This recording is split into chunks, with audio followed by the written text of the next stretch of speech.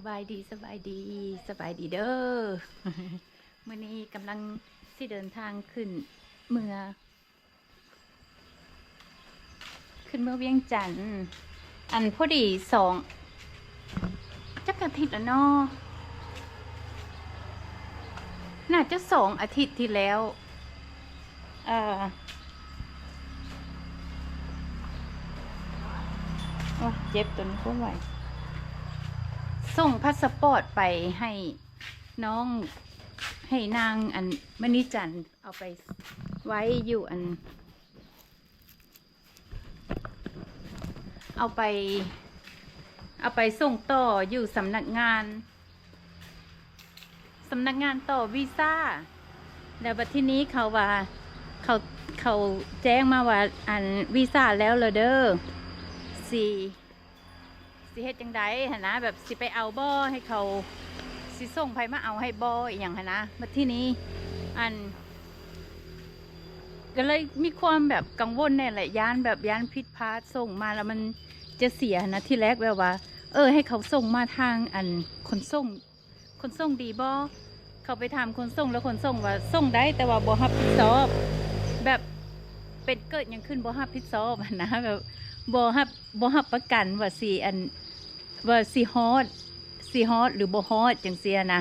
เฮาก็เลยแบบว่าไปเอาเองดีกว่าเนาะอีกอย่างตั้งแต่กลับมาแต่ฟิลิปปินส์กับประมาณ2 เดือนแล้วสามีเลยว่ากลับมาแต่ฟิลิปปินส์2 เดือนแล้วพอดีซอยโอกาสไปลิ้นเลยว่าจักมื้อ2 มื้อก็ดีกันเลยว่าโอเคไปก็ไปเอาเองดีกว่าเพื่อความมั่นใจฮะนะเฮาจังบ่ต้องกังวลฮะนะเพื่อความแบบบ่ต้องกังวลฮะนะสรุปแล้วก็มื้อนี้หั่นเดินทางขึ้นไปเวียงจันทน์ดากะตามเคยแหละเฮาจองรถให้น้องที่เราหับส่งเฮาประจำหั่นนะเราอยู่เวียงเราลงมาเมื่อคืนนี้แล้วก็มาหับเฮาแล้วเดี๋ยวเฮาก็ออกเดินทางตอนนี้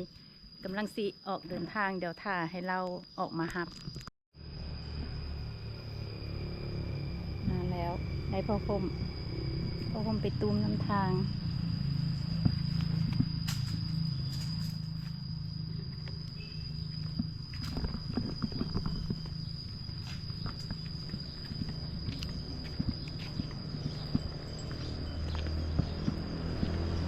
Lulu, be good girl.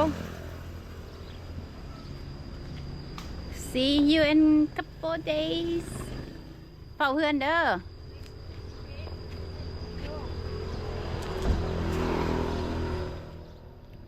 No.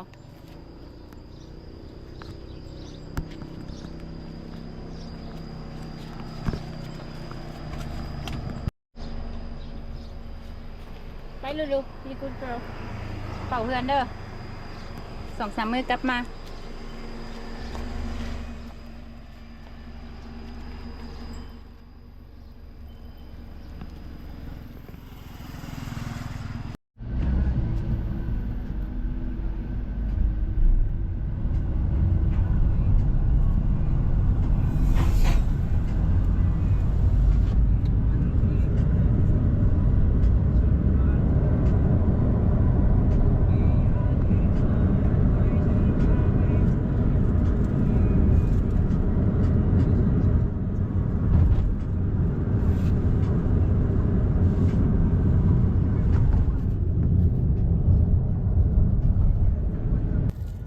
ถนนหนทางกับโบยุ่งยากอีหยังเนาะจนมาฮอดกาย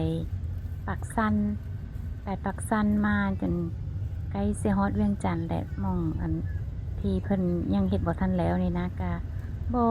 บ่หลายปานใดเนาะบ่คือครั้งสุดท้ายที่เฮามาน่าจะ2 เดือนก่อนเนาะสุดตอนนั้นหันยังไกลยังหลายกว่านี้และยุ่งยากกว่านี้ตอนนี้หันประมาณ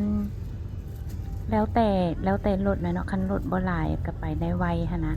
ถ้าบ่เกินครึ่งชั่วโมงก็วิทย์นะมองทางที่เพิ่นยังเฮ็ดบ่ทันแล้วนี่นะเกี่ยวคันทางเส้นนี้แล้วก็เฮ็ดให้การเดินทางเฮามันไวขึ้นมาอีกประมาณ1 ชั่วโมงเด้อคิดว่านอกจากเส้นทางมอง หม่องนี้ในส่วงที่เพิ่นบ่ทันแล้วนี่นะกายหันก็สะดวกสบายบ่มีอีหยังเนาะอันธรรมชาติก็สวยงามคือเก่าการเดินทางมาเวียงครั้งนี้ก็มาแบบค่อนข้างจะกระทันหันอยู่เนาะเพราะว่าบ่ได้คิดว่าสิขึ้นมาเอาพาสปอร์ตเองหั้นนะที่แรกก็คิดว่าสิให้ทางสำนักงานส่งไปให้ทางขนส่งหรือบ่ก็สิหาสิว่านให้อันนางมณีจันทร์ไปเอาให้แล้วก็ส่งทางรถเมล์ให้คือตอนที่เฮาส่งมาให้ลาวอะเนาะแต่เว้าไปเว้ามาสามีเพิ่นว่าโอ๊ยอันบ่ได้เดินทางมาเป็นเดือนไป2 เดือนแล้วสวยโอกาสเลยมาเอาพาสปอร์ตแล้วก็อยู่นอนดินเวียงจันทร์จากคืน2 คืนว่าซั่นกับบ่แน่เนาะนอนอยู่เวียงจันทร์คืน2 คืนคิดว่าตั้งใจว่าจังซั่นอาจจะนอนต่อหรือว่าไปใส่ต่ออันนี้ก็ยังบ่ฮู้ต้องท่าไปเบิ่งตัวจริงแต่คิดว่าถ้ามีโอกาสเนาะมีเวลาก็สิพยายามหาโอกาสไปเยี่ยมยามคนลาวที่ถูกส่งมาประเทศลาวเนาะเพราะว่าเฮาที่ผ่านๆมาก็บ่ค่อยมีโอกาสได้ไปพบปะกับคนลาวที่ถูกส่งกลับมาประเทศลาวหั่นน่ะแต่สุดนี้คันเวลามันเหมาะสมคันโอกาสมันเหมาะสมเนาะก็สิติดต่อหามณีจันทร์แล้วก็ส่วนเราไปพบปะกับคนลาวที่ถูกส่งมาประเทศลาวนอกจากจะหาโอกาสไปพบปะกับคนลาวที่ถูกส่งมาประเทศลาวเนาะแล้วก็น้องฮักคณะมาแต่อเมริกามาเพิ่นมาอยู่น้ำพ่อน้ำแม่เพิ่นอยู่แถวทางงอนหลายเดือนแล้วเรามาสุดก่อนนี่ก็ได้มีโอกาสไปหลวงพระบางนำกันเนาะแต่เรากลับมาสุดนี้นั้นยังบ่ทันมีโอกาสไปเยี่ยมยามน้องฮักเลยกันเลยจะพยายามหาโอกาสไปเยี่ยมยามน้องฮักแน่แล้วก็อยากไปหากลุ่มคนลาวที่ถูกส่งมาประเทศลาวแน่ถ้าเบิ่งเนาะว่าตัวจริงมันจะเป็นไปคือคิดบ่คือที่ตั้งใจบ่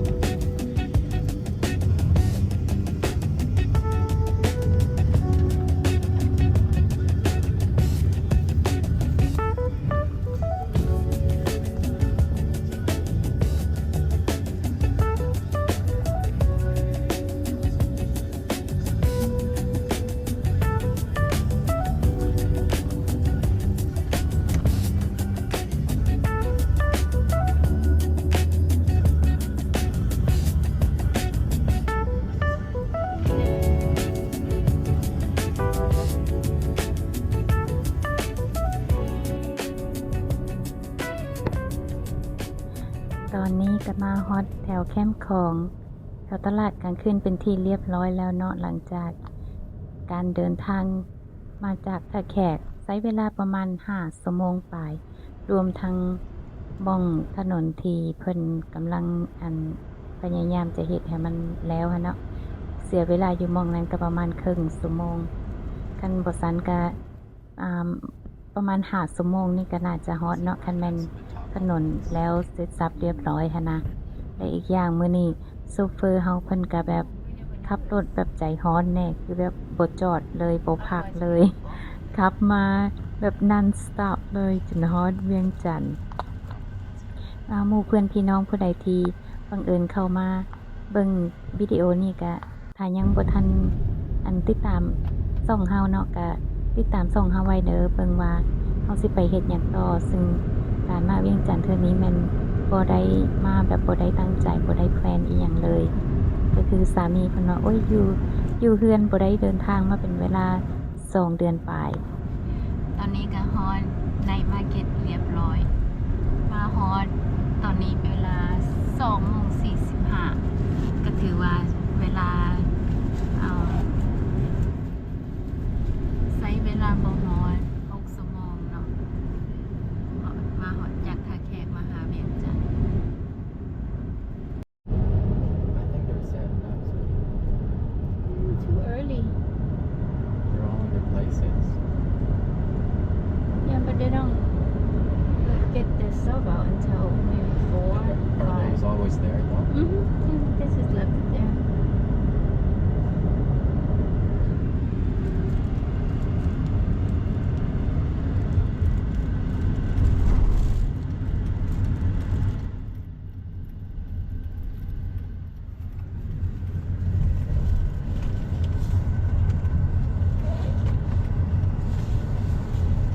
I think he also realized that we like this place,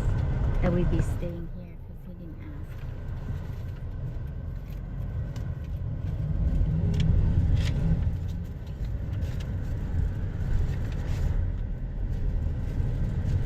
Welcome to Living Home.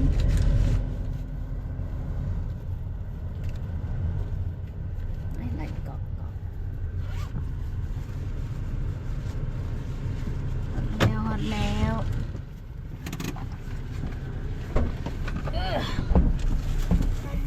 Come on. ไม่เป็นไร I'll send it to him in like 5 minutes. I'll let them know.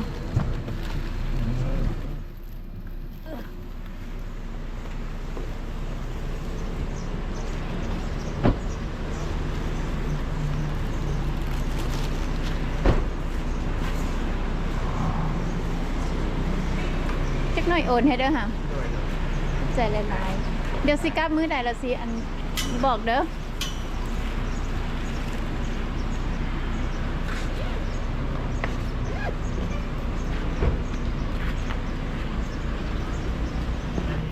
สบายดี ขอบใจหลายๆเท้า แล้วสิแจ๊ะสิบอกว่าสิกลับมื้อใด Honey, I'm gonna go to the restroom.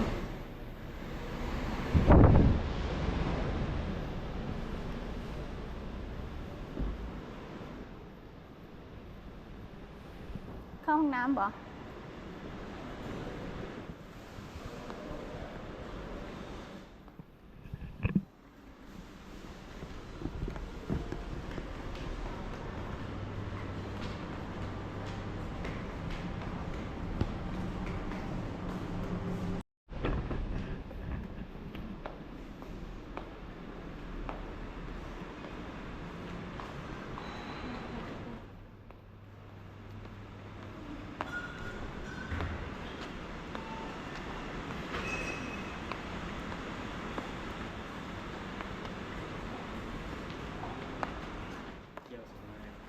หืม ไปเที่ยวใช่ไหม มาแต่ท่าแค่ มาแต่เฮือน 2 เดือน ตอนไปท่าแค่สบายดี Yeah. Confuse them when I said you have my passport. Oh, I did not have your passport. They're gonna drop it off later. I'm telling them no, you have it. No. ด้วย พาสปอร์ตหนนะหมองสำนักงานที่ให้เขาต่อวีซ่าให้หนนะ เจ้า เดี๋ยวเขาจะเอามาส่งให้ตอนแรงตอนแรง ได้มีแต่เพิ่นให้เพิ่นแจ้งมาเอามาส่งเคาน์เตอร์มีแต่แจ้งเบอร์ห้องผู้ที่มาส่ง ๆอืม ตอนนี้เพิ่นอยู่34 เดี๋ยวขึ้นไป ตอนแรงๆเพิ่นเอาเขาจังว่า เพิ่นให้เฮาเช็คว่ามีห้องว่างที่ติดกับเพิ่นว่าตอนนี้ห้องที่ติดกับเพิ่นบ่ว่าง บ่ว่างบ่ Ask them the room I want the one connected to it. He says not available. What about the city? It's connected to the city view because that's Riverview. เอาวิวเครื่องของก็ได้เอาวิวเอา city view ก็ได้ ซิ คันนี้ ตี้ ว่า วิวกับโบมีห้องว่างเลยที่ว่าคอนเนคกัน no even city view no not available Okay, well then maybe tomorrow or you wanna think about it first maybe no, you go to I room want 2 rooms. Just another room. จะ the same floor จะบ่มีซันเดียว โอ้ จะได้อยู่ ไม่มีบ่ อีกซันหนึ่งเมต โอ ร เคได้ เพราะว่าบนเราอยู่มันห้องมันบว่าง โอเคได้ เพราะตอนนี้เราอัปเกรดเป็นอยู่ชั้นสูงสุด34ตัวนี้จะเป็น Wi-Fi password Okay. Okay, open it. เจ้าหมายถึงว่า เข้าใจแล้ว เราให้เราจองให้เราจองกับเจ้าเลยหรือว่าให้เราจองเอง ตัวนี้ ราคามันต่างกันเหรอ แม่นราคา อ๋อ ต่างกัน โอเค พออยู่ในเว็บมันจะถึงกว่า อ๋อโอเค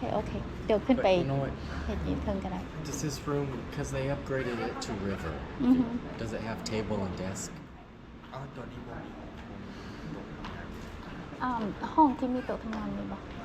ได้เป็นตัวนึง